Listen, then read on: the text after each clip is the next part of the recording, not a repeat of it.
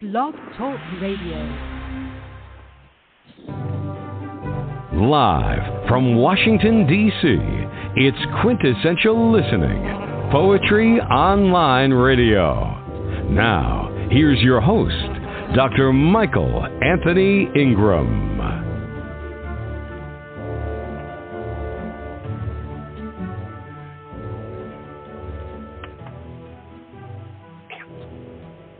Good evening, everyone, and welcome to the program. My name is Michael Anthony Ingram. My guests tonight are acclaimed poets Allan Dronsfield and Michael Lee Johnson. Good evening, gentlemen. Good evening. Hello, Michael. How are you? I'm quite well. I am so excited. This is going to be a lot of fun. I'm glad that you're here with me on the closing night. Well, the night before the closing night of National Poetry Month. I want to start with you, Ken. Why is it important that we celebrate this month?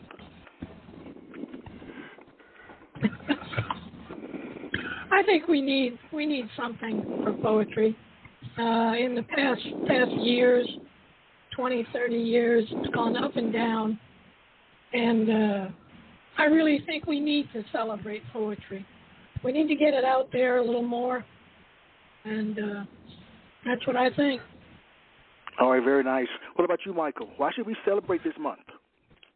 Oh, you're making me wing this. Okay. Yes. Let's see here. I think the reason to celebrate Poetry Month, or any month as far as that goes, is it's the expansion of the mind and the mystical sense of oneself and those around us that we tend to hear, place, and listen to, things we don't normally consume. All right, very nice. Very nice. Ken, let's get started. Please share a poem. All right. Well, hang on one second. Let me dig one out of here. Here we go. Okay, let's start right off with a springtime poem. This is called Spring's Caress. With winter's end, the warmth of April arrives. The pond's ice is out, and turtles now sun on logs. Robins and their young bounce across the lawn, hunting for worms and grubs just under the soil. The days bring barbecues and the ice cream man. The lilacs, odoriferous in purple, white, and reds. Their unmistakable essence wafts about our yard. Families on bicycles off for a daytime adventure, a picnic in the park, or off to the crowded beach. The lovely dogwoods and cherry blossoms are now finally in bloom, so colorful and magnificent. Easter eggs are found hiding all about the lawns, missed by young children and adults combined. Cottontail bunnies scatter, running from hidden hoodoos and whatsits from behind the maples. At twilight, the dew fairies leave water drops upon new leaves as the wildflowers waltz about. April is a euphoric time of renewal and rebirth. We're exhilarated at the caress of each sunrise. That was beautiful. Beautiful. Michael, please join us. Please share a poem. Oh, my. Okay. Like we were kidding around at the beginning, but I was trying to get ready here, and I had all my poems all set up so I could read them. And I turned out the computer thinking I was really smart, and I came back up, and the poems were gone. So I'm going to have to be winging it here, so bear with me. All right, not a problem. Not a problem. I'll ask Ken this question. Did you find one? Yeah, I'm going to make it here, I think. I'm going to get through. All right, sir. Just a second here. All right. I have a poem here from 2017, actually. I've got, one or two from the past and one that's new that hasn't been published. But here is a poem called I Edit My Life. I edit my life. Clothesline pins and clips hang to dry dirty laundry. I turned poetic hedonistic in my early 70s, reviewing the joys and the sorrows of my journey. I find myself wanting a new review, a new product, a new time machine, a new internet space, a new planet where we creative creatures can grow. All right. Oh, wow. Very Were nice, you able Michael. to hear that, by the way? Because I hear a lot of buzzing on my end. Yeah, there was some buzzing. I hear some buzzing. Yeah. I heard a little, but I heard the whole poem. Yep. Very nice, Michael. Well, thank Very you, nice, Ken. Michael. Very I nice, appreciate very it. nice. Yes, Come let on, me Ken, ask you want to get into a question fist fight here? You know that I'm better than you are, right?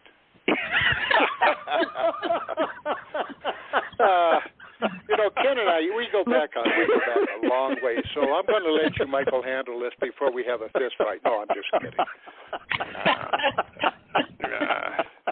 You don't laugh, you guys. I'm going to pull one on you. Did you know that Ken is actually an ordained minister?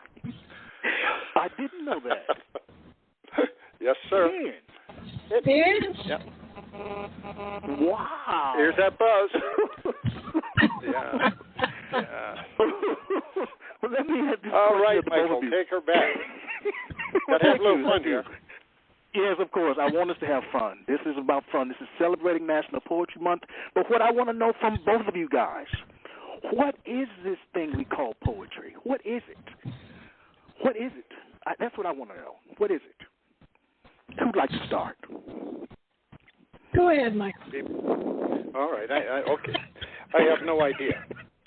The bottom line is, I think, for me, as the years have passed, poetry actually used to be cumbersome, and to be honest, could be depressing at times. But as I got older, I found it an enjoyable journey through life that actually became a healing element in my life over time. So I think what I really enjoy about poetry, just from a poetic point of view, is I enjoy the imagery, I enjoy the way things flow, and I always like to see a kicker line at the bottom or something that just twists a little bit different that makes me say, stop, think about this. That's it. All right. Ken, what are your thoughts? Well, I do it for the money. Oh, Ken, I love that. Oh, I'm going to get you on that one, baby. Hey, I'm a professional here. I make more money than you do on this stuff. We're both rich. Oh, Lord, that was funny. Okay. I'm sorry. I hope this is allowed. Anything else you'd like to add? Yeah. All right. You do it go for ahead, money, Ken. and that's it. Okay. But anyway, right. I've always...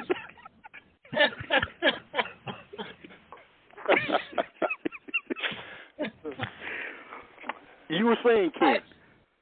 I knew Michael would love that one because Lord knows he busted his hump on our books, our anthologies that we worked on.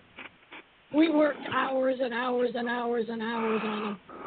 And really, you don't have much to show for it except a real sense of, pride that you put it out. And I got the money, Ken. he got paid. Checkmate. Well, but anyway, I didn't know that, Ken. Yeah, there you go. Where's that damn lawyer's number? Ken, what is poetry? What is poetry?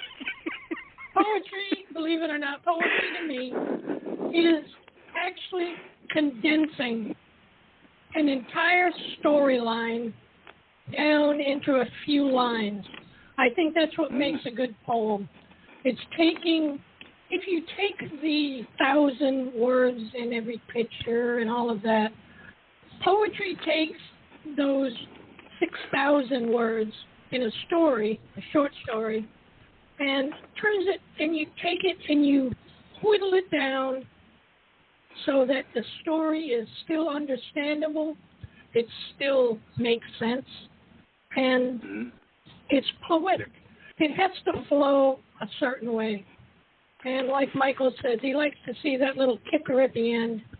And that's, to me, that's poetry. I try to whittle my poems down I write, most of my poems are only 12 lines. I don't really? get into these. Yeah, I don't get into the 60-line poems and that. I stick right around 12, 16, maybe 20. And that's poetry to me. All right, very nice. Very nice. I'd like to ask both of you, what was an early experience where you learned that poetic language had power? Start with you, Michael. An early experience. Oh, believe it or not, this is actually a fairly easy one for me because I still remember the memory. It tells me that it was potent. Back, let's see here. I was married once, and I got divorced. Anyway, I ended up going to Marion College in Marion, Indiana. It's called something else now. I was at a restaurant sitting there, covering up my papers so the guy next to me at the counter. Back in the days when they had coffee shops that had, counters at the front where the waitress come up, pour your coffee, come back in 20 minutes, whatever. And this guy saw me beside me. He says, "Why are you hovering over whatever you're doing?"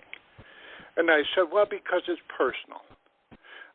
Personal, he said. "What is it?" And I said, "Well," I said, "I'm writing some poetry, and I was probably, this goes all the way back to 1968. And the guy looked at me, says, "Well, let me read it." And I said, "Oh, no, this is not complete. It's not good." That, what? He said, "You know what?" He says, "You're a very selfish person, Michael Lee Johnson.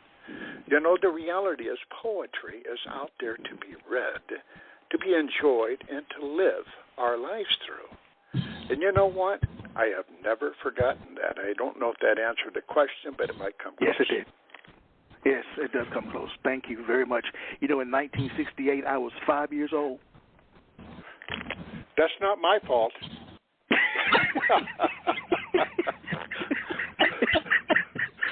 No, that's not my fault, buddy. Yeah.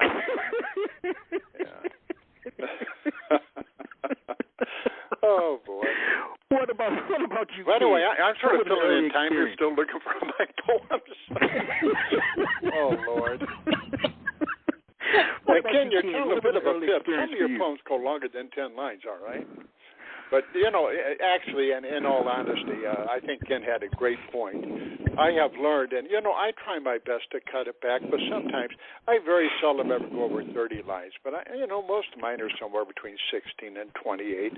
Not all, some smaller, a few longer. But I found out through experience as being the administrator on many of these poetry sites and watching what other people post up there, that the truth of the matter is people just don't take time to read a long poem. They don't. They just, with all these things out there with social media, etc., they are not looking for epic poems. Yes, no, that's true. That's true. What about an early experience, Ken? What an early experience that helped you realize that poetry had power? My experience, it would have been in high school. I was not an English major. Let's throw that out there. I failed English. Let's throw that, I was close, but believe me. But I think mine was high school, and I read... well, of course, I read Rod McEwen, and I read a lot of what he wrote at that time. And, I used to sit back and really read it, and then I would read it again, and each time I read it, I seemed to found something else. I found something else in it. And I was just really enamored at how somebody could write something so and not, need 48 pages to do it, He could do it in one page and could really express so many emotions that it was just really a draw for me, and I really, really enjoyed it. And then I started reading a lot of the horror masters, which is how I actually started in poetry, in getting published, was with horror-type classics and such. But anyway, that's another story. But that would be mine. Very nice. Was just at that time. All right. Well, Michael, for you, as you think about your body of work, what are some of the predominant themes? Are you talking to me and asking me a serious question? No, yes, kidding. I am. I think I do it all on this program. We do it all. Yeah. We cover the gamut. Oh, well. Let me think about that for about 3 hours. No, I think I'm no different than anybody else. I have to make a comment about something Ken said, because he and I think so much alike. It's just incredible, and that's why we get along so. I'm jumping off. I'm sorry, Michael, but we get along so well. That's why we edited 3 anthologies from our group members on Facebook, because we get along so well, because our backgrounds are so very similar. Bottom line is, I started out reading who? Rod McEwen. And I didn't know at the time that he was, gay. I didn't know at the time that his poetry is simple and whatever. But it was my starting point, too. Now, what was that question you're going to ask somebody, Michael? Your predominant themes. Oh, I think it's much like everybody else when they start out. It's depressing as hell. Usually write about loneliness, lost relationships, vacated out of yourself to someplace you can't figure out, so you try to put it in place with words. But, like I said before, that as I matured and I gained some stability in my life after the Vietnam War and got back in the United States, etc., I gained some staples there, a relationship of 30 years, a condo that I own, a cat called Nikki for 22 and a half years. And all of a sudden, my poetry started to evolve, and it became a healthy thing, not a negative thing. And the themes haven't always changed. I still have some of those lonely poems. I still have some perky poems. I'm going to share one of the perky, joyful ones tonight. But I think it's evolved to the point where the theme is not as much as the matter. Well, please share a poem for us. What's that? Please share a poem. I'm sorry, Mike. I didn't hear you. Okay, please. Are you doing me here or Ken? No, I'm talking to you, Michael. Share a poem.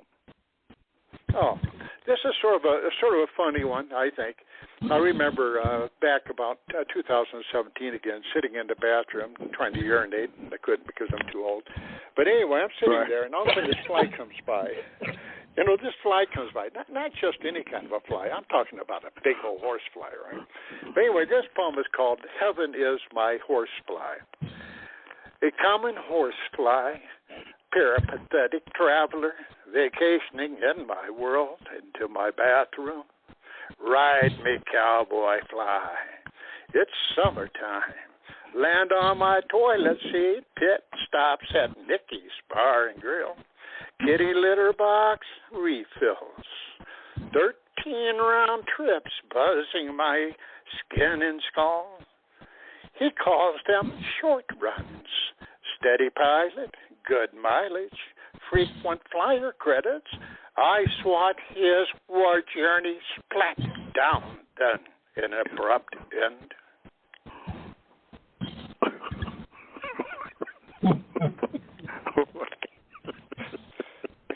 Oh, you think I'm a funny ass, ain't you?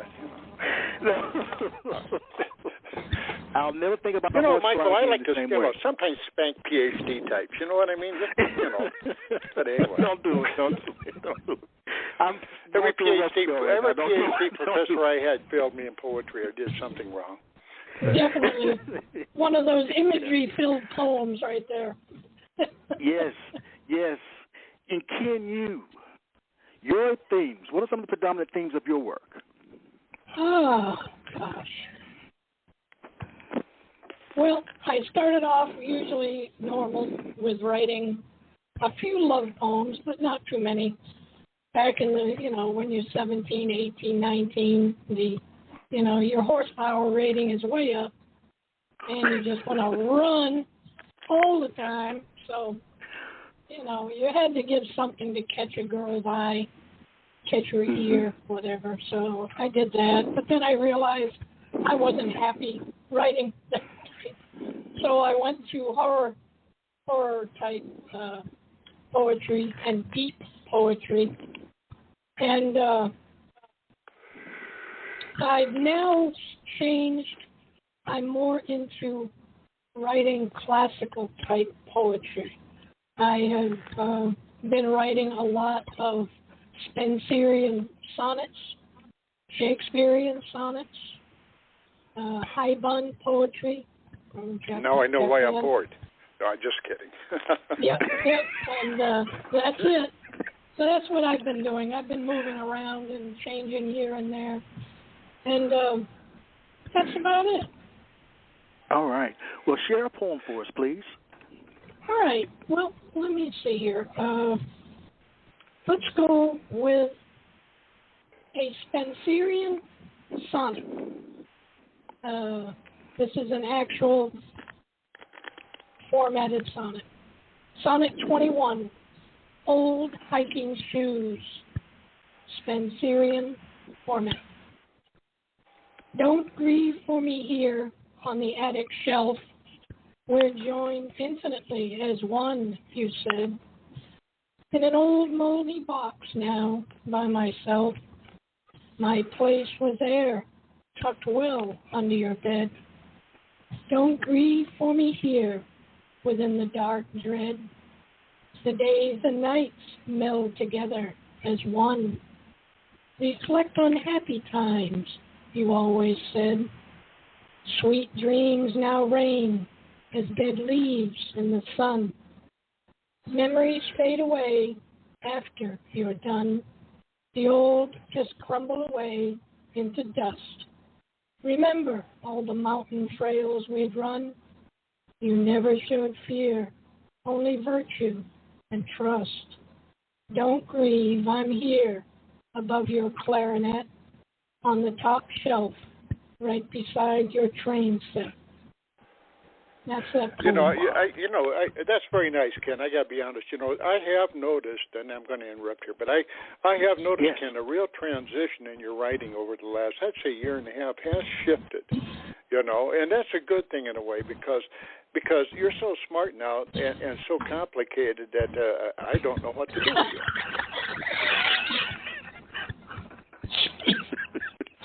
Oh, good Lord. With friends like Michael, you don't need enemies. You don't need enemies. You don't need enemies.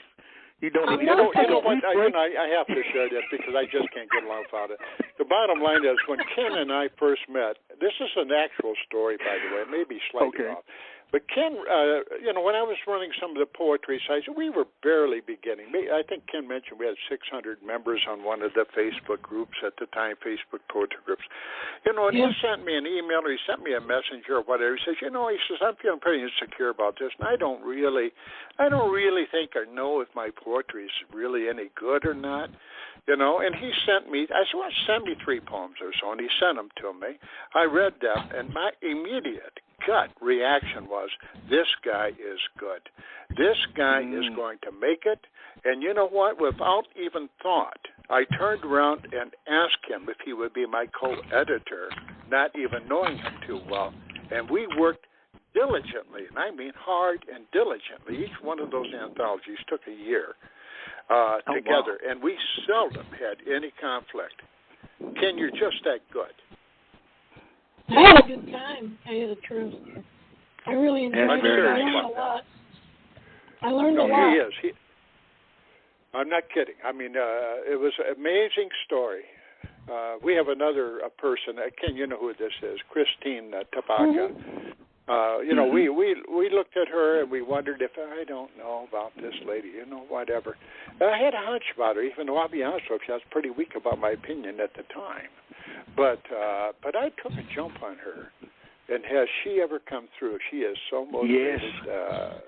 Yes. Such a good person, and you know what? Yes. She's very talented now. Yes, very nice, very nice. Yes. Let's take a brief break, and we'll be right back.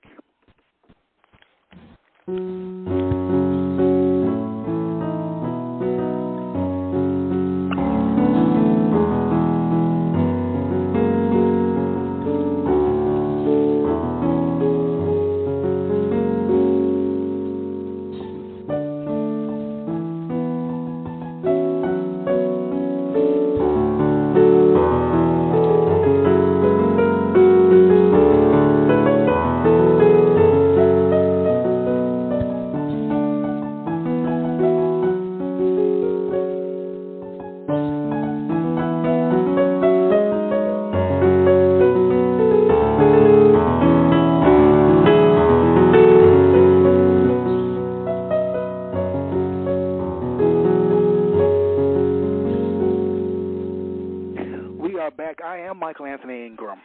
I am here with Ken, Allan Dronsfield, and Michael Lee Johnson. I feel like I'm talking to greatness tonight, everybody. I am so pleased that these two gentlemen are with me. You know, all great writers have great writing influences. Ken, for you, who are some of yours and what makes them great in your eyes? Wow. Oh, my Lord. As far as the writers go, I like Shakespeare. I've always loved his work. And I studied his work in high school, unbeknownst to my teachers, because, you know, good Lord, we couldn't get an A. So, you know, we wouldn't want to do that. So, but I carried around books with me all day and read his work. And he was a major influence in a lot of what I do, even to this day. So. All right, very nice. Anybody else was an influence on you? Edgar Allan Poe was a major influence. I still am amazed at his poem, The Raven. Matter of fact, I read it on my YouTube channel. I have a YouTube channel. Oh, I didn't know that. Great. Oh, yes. I have a YouTube channel, and I have a lot of members on there, and 1,700 members. And they really enjoy my poetry. And for last Halloween, I had the October Scare Fest and read only haunted poems. And the last poem for October was The Raven in its entirety, the entire poem. Oh, wow. And it went over really well. They really, really enjoyed it. And even though, you know, I didn't read it, I write it, I mean, but I just read it. But they really enjoyed it. It was something different. I think everybody's heard of his work. And everybody's heard of The Raven. But not many people have really sat down and heard the entire poem. It's really something. Well, what do you think you learned about yourself from reading The Raven? What is it about The Raven that stood out so much?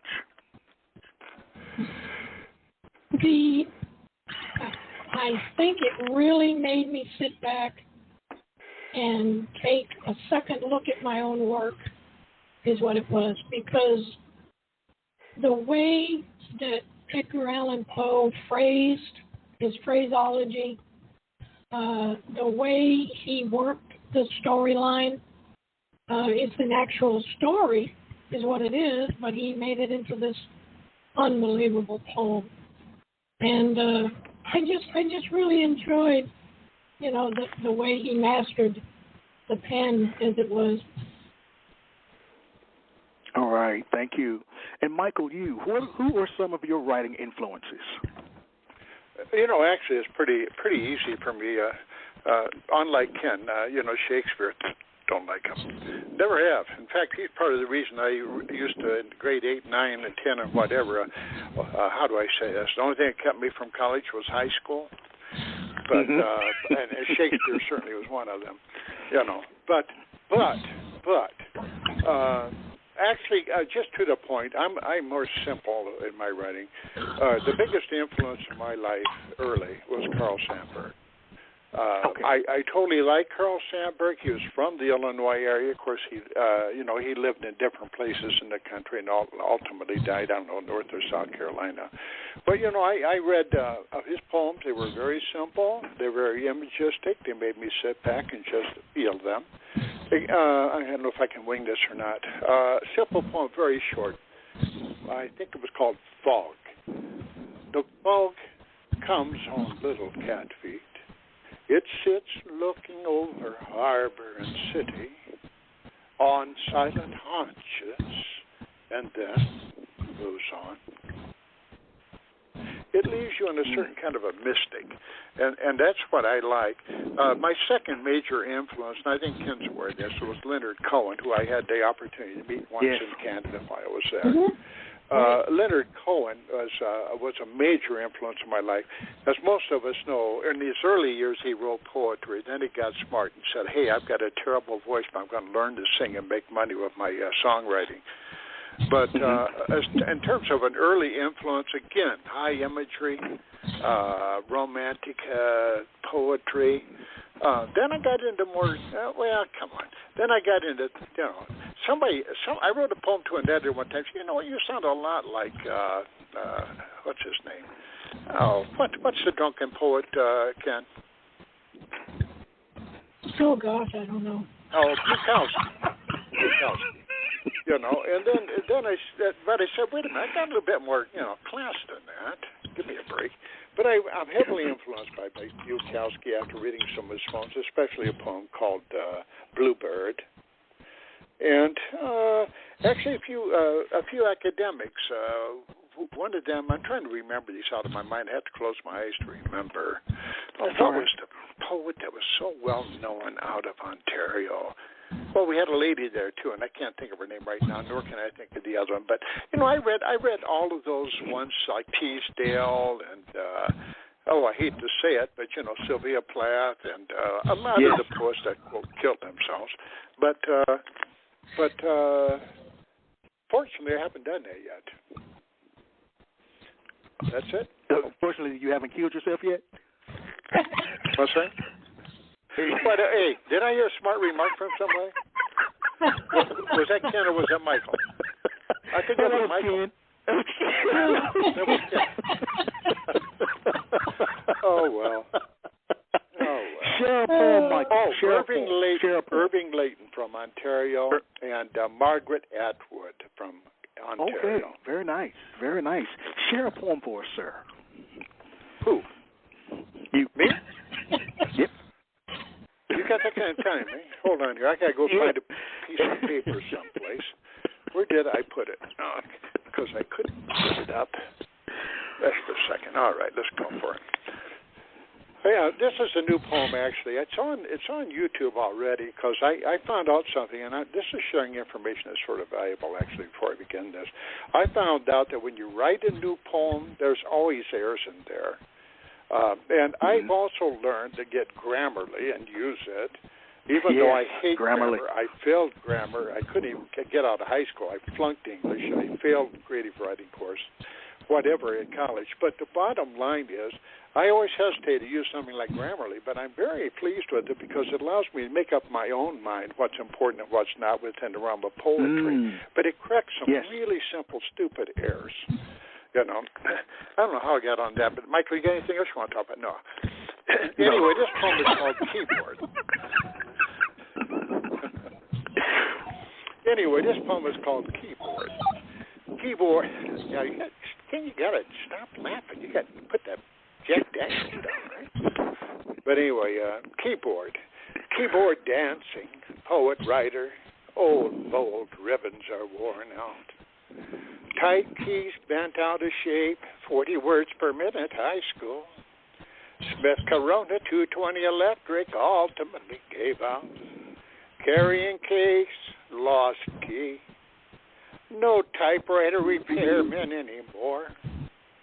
It is this media, new age apps, for internet dreams, forged nightmares. Nothing can go wrong, right? KG, I prefer my COVID-19 shots completely one at a time. Unfinished poems can wait. Hang, start up like Jesus, ragged on that wooden cross. Revise a few lines at a time.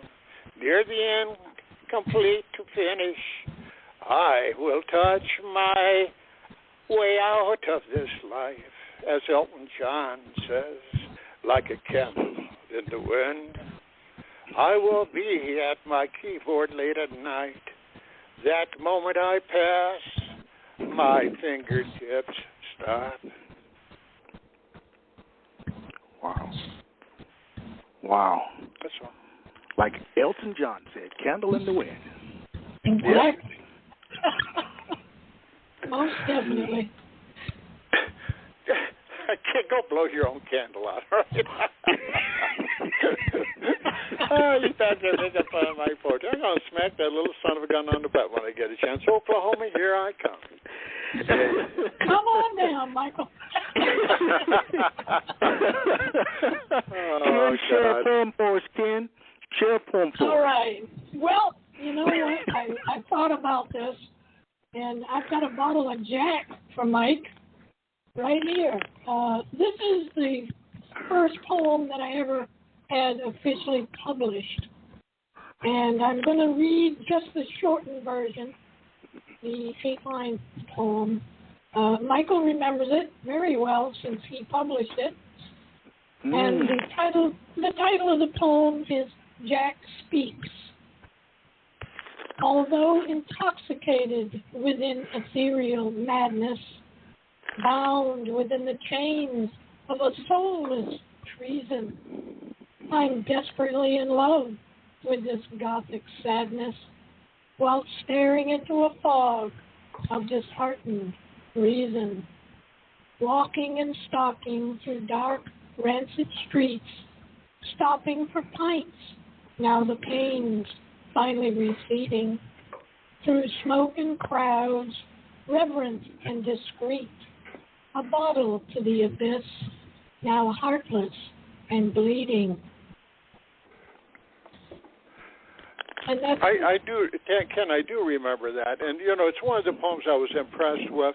And I think, did I do this or not? I think that's one of the poems that I took and I read and restructured and put it up on YouTube.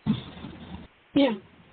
Yeah. Well, you Is read that correct? it. You read it. You read it. You didn't restructure it, but you did read No, it. you're right. No, you're right. I didn't restructure it. All I did was read it and create the video. Yeah. But I was very impressed with the poem. Yeah. And I do that quite a bit. No, I don't do that a lot. I do it with maybe 5 or 8 people that I've known that I have a lot of faith in. That I take a poem and I create one on YouTube. Well, that one was the first poem that I ever sent to you, and asked you to read it. That was it, and you published it on one of your blog sites, if I'm not mistaken. Well, I'll tell you what. It's one of those poems I think at the beginning that I saw, and I said, wait a minute here, we got something special. Yeah. All right, and you know what? I picked up on Ken Dronsfield immediately. I mean, immediately. He had the desire. He was a little bit insecure. He had the desire, and he had the motivation, and he has never stopped since. Not for a moment. Well, that's my next question. That's my next question of both of you. You're both extremely prolific. What is the most difficult part of the artistic process? Ken, that's yours, man. I don't want anything to do with that one. I'll tell you. Thank you. Let me say this. Let me say this really quickly. You guys have made my night. You both making me smile. I wish that I had an opportunity to spend time with both of you, all 3 of us together, just talking about the art and craft of poetry and just laughing. And just I don't even want to be with you unless you pay for the bill. Okay, I'll pay. If that'll get you there, I'm I'll kidding. pay. Well, you know, you sound like a great guy. You know, I've seen you posting on my sites and stuff. And, I paid attention to it, but, whatever. But, this is the first chance and opportunity that I've been able to get to know you better and what a classy guy you are. Well, I appreciate that. Let me say this to you. It was your group, the audiovisual group, that made me say, hey, Michael, do your poetry program. Because here's a guy who wants to find out more about audiovisual kinds of things. Well, people have an opportunity to come to be poets on the air, and I thought that was so amazing. So I think that may have been the first group of yours that I joined. So I just want to say thank you for that. Well, listen, well, I'm not going to say much about this. I've got a long history now. I do. Ken, you read that. You said that was one of your first poems. You know what? Your first poem is so much better than my first poems. I can't even compare them. When did you write that poem? Do you remember the year? Yes, I wrote that poem. A matter of fact, it was 3 months before I sent it to you, which was when was that? 2015, I think it was. 14, wow. 2014. Oh, you're just a newbie, baby. Now, you know that's not true because you wrote some poetry before that. Oh, yeah. Yeah, I had. None of which you or I would ever send to anybody. No, but what I've done is I've gone back to my through question again. What is the most difficult part of the artistic process? Is it sending the work out to other people? Is it just sitting down doing it? What is the most difficult part, Ken? You know, the most difficult part for me has never been sending it out. I don't mind sending it out. I don't mind the rejections. You get rejections and you just plug on. I think the most difficult part so far in my journey through poetry has been actually reading poetry for the anthologies. This was really difficult work because, you know, as a poet, we have a style. We have a way that we write. We have a way that we think. And when you sit down and you have got to read 70 poems in one night, it really throws a monkey wrench into your spokes, so to speak. It can really hurt you. I found that out. I was pretty prolific at that time, and I slowed down a lot after putting out the third anthology. Matter of fact, I didn't even write a poem for probably a month or two before I started writing again because all of the work that I had, the whole body of work that I had just spent hours reading and then judging and then sending them to Mike, and then Mike would look through them and he would, you know, yep, okay, this three, we'll keep these three, and the whole process, it really took a lot. But it did go well between you and I. It went very well. We worked together just like we were right on the same I don't know. We were on the same thought pattern. Yeah, and it was just like we were sitting in a desk staring at one another, working back and forth. It was just so, you know, real, so easy to work with Mike. And, you know, we got through it, and the anthologies, all three of them are beautiful. And I did the artwork on all three of them. I did the artwork. Oh, you did the artwork as well? Wow. Oh, yeah. Yeah, I do that for my own books as well. So. Oh, wow. But, yeah. You know, and I actually had, you know, and doing the manuscripts is an absolute nightmare. But the bottom line is, Ken's absolutely right. It was a real. Thank God, Ken and I worked so well together. But each one of those anthologies, and Ken will attest to this, took a year to complete. 1 year, 1 year. Yeah.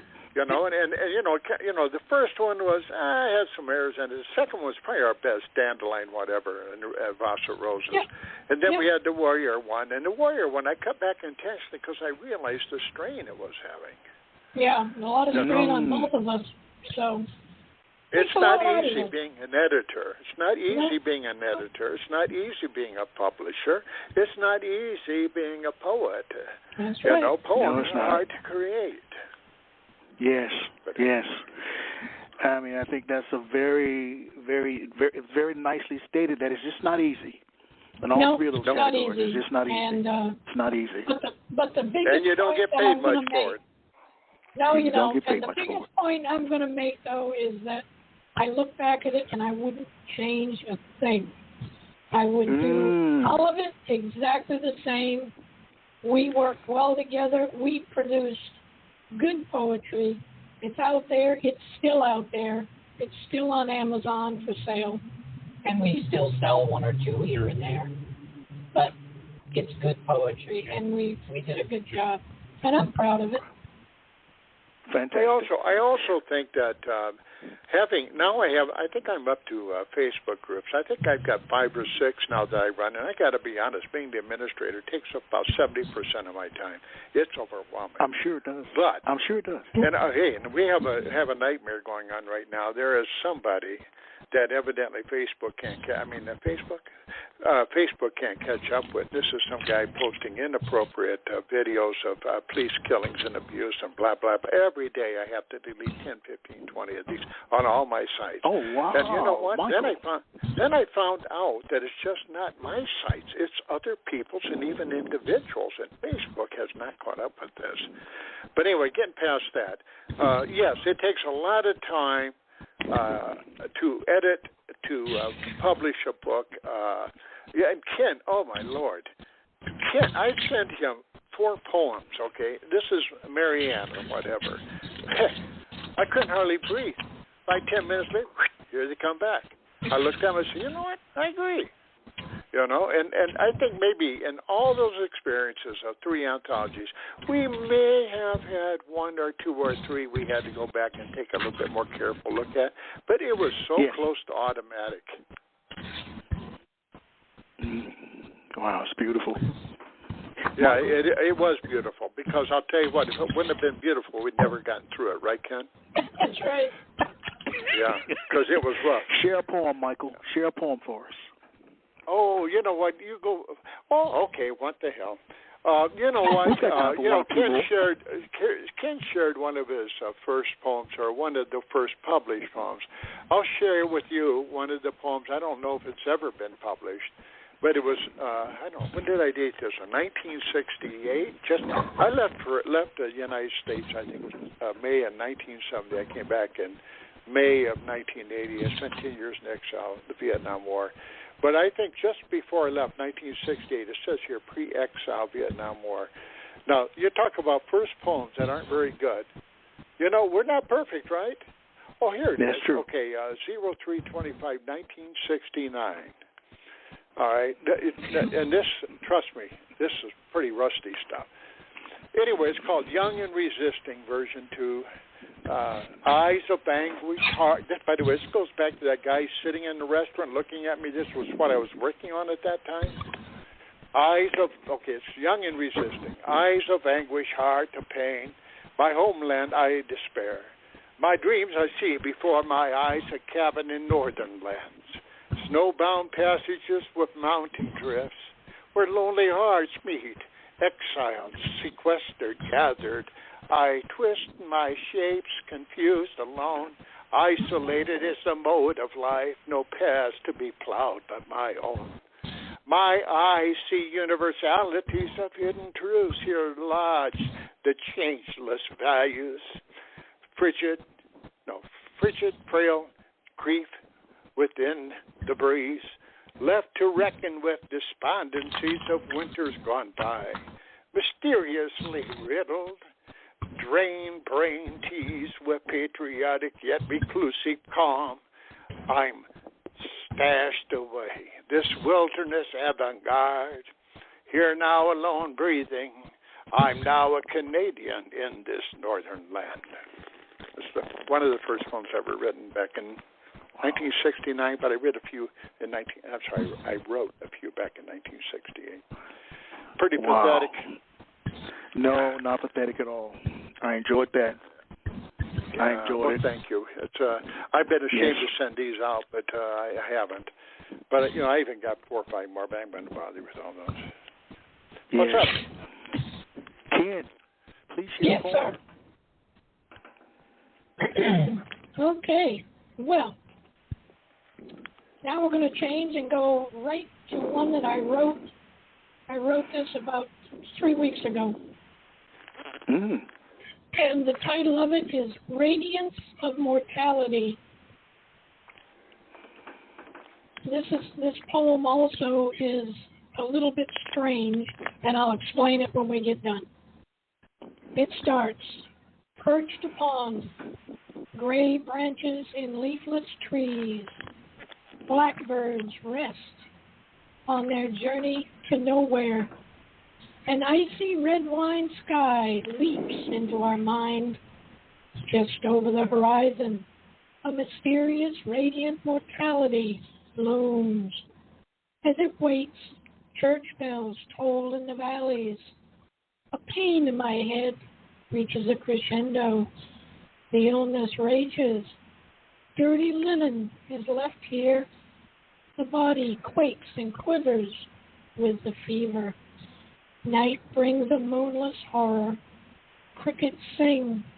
Raspy breathing slows. Body stiffens as the woeful spirit releases. Death arrives in a radiance of darkness. As the sun rises, eyes open to a different view of life. Is death the absolute end or just a new beginning? That's it. Mm. Wow. I know that poem was recently published, I believe. Am I correct? Yes, I just got it published. Yep. That's a real nice poem, Ken. I like that. Yeah, it's about the what we're going through right now with the illness, with the virus as it is. That was actually going to be my next question. How did the virus or the pandemic affect your work or your work ethic? How was it this past year? It didn't bother me at all. Didn't bother me at all. No. What about you, Michael? I work right in my home. I have my office is my living room, and I have my desk and everything set up right here. And so it really didn't bother me too much. The pandemic itself, well, that was took a little hit there with the shopping. No more going out to eat, and that sort of thing. But as far as work goes, no, it didn't bother my work at all. What about you, Michael? You know what? I'm sort of like Ken. I'm old. I don't go nowhere. Nobody wants me to go anywhere. Nobody cares if I go anywhere. Yeah, I know the feeling. Nobody wants to love me. Yeah. Nobody gives a shit. But anyway, the bottom line is that I have a wonderful lady friend of 30 years, and we get together once a week, and we went through this thing together where we wore a mask together. We'd go out to eat. No, we wouldn't go out to eat. We went out to eat sometimes, but when it really got bad, we just we went and we picked up something, went back to a private place, and we ate. And neither one of us were really exposed to too much. I actually got filthy, not rich, but I made a lot of money during the virus thing with mutual funds, surprisingly. But I also wrote a poem about the virus. Can I share that with you? Yes, of course you can. Let's see here. Virus in the air, spasms in my back. I have back issues. Okay. There's a virus in the air, but I cannot see it. People are dying around me, but I cannot save them. There are spikes pierced in my back, spasms, but I cannot touch them. Heartbeats, hell pulsating my back muscles, I covet in my prayers. I turn right to the left in bed, then hang still. Nails impaled, I bleed hourly, Jesus on that cross. Now 73 years of age, my half-sister, 92, told me getting old isn't for sissies. I didn't believe her until the first mimicked words out of Kipper, my new parakeet's mouth, sitting in his cage alone to her, Daddy, it's not easy being green.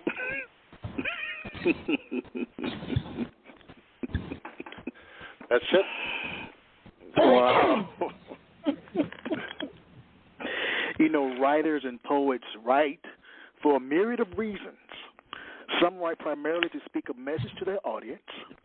Others write because to stay silent is not an option. Ken, why do you write? I write basically to express, is what it all boils down to. I have things that I want to say.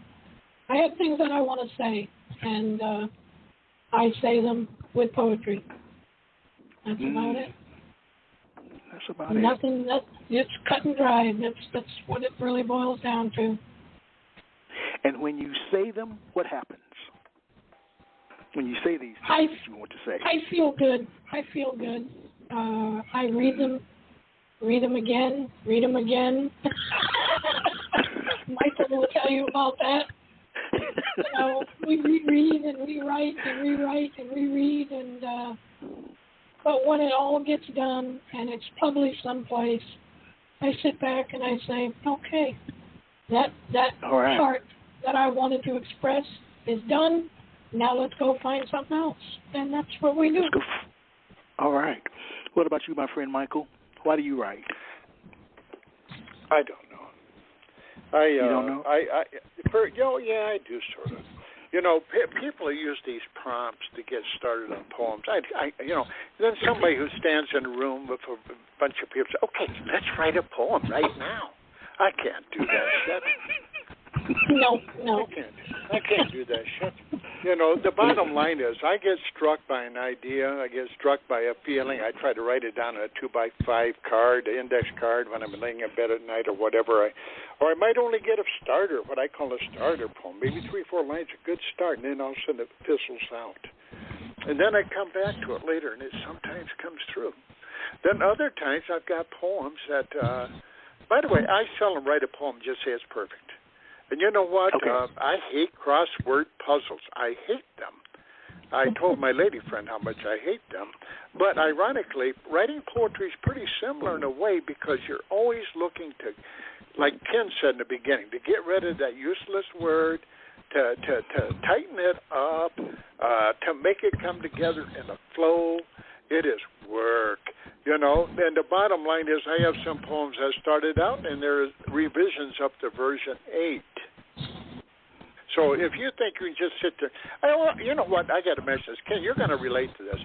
We have people on our Facebook groups. I'm not trying to criticize them because the reality is that group is up there for people who just like to read poems, who just want to listen, want to write some of their own, who doesn't really care, but they just like being there, whatever. That's all fine. But one thing I've learned is you see some of the members are so prolific. They're pumping out 2 or 3 things a day and whatever. Yeah. And I'm looking at those and say, not too bad, but, doesn't work that way for me. No. Well, guys, we've come to the end of the program. I can't That's believe your the fault, hour went by Michael, not definitely ours. quickly. I know it. All right. I want to thank you both for spending some time with me, just talking and shooting the breeze.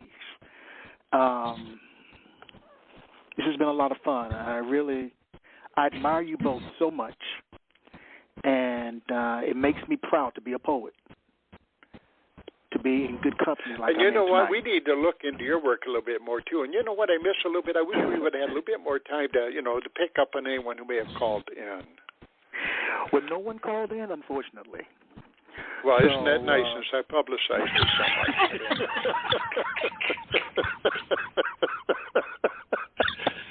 No one called in. They're all home just listening in awe like I am here listening. Well, we are 3 lonely son of a guns in the middle of some state that neither one of us know where the hell we live in. That's true. Well, that's 25 bucks. My lady friend, she always says to me, Michael, you don't have a sense of humor. There's something odd about that. Something really odd about that. But I thoroughly enjoyed it tonight. Well, thank you, Ken. I'm glad you're here, my friend. I'm glad you're both here. And to our listening audience, I want to say thank you again, and hopefully your celebrating National Poetry Month was fun and joyful, and you learned new things about new poets and new ways of being. So to everyone, I say to all of you, let poetry ring, and good night.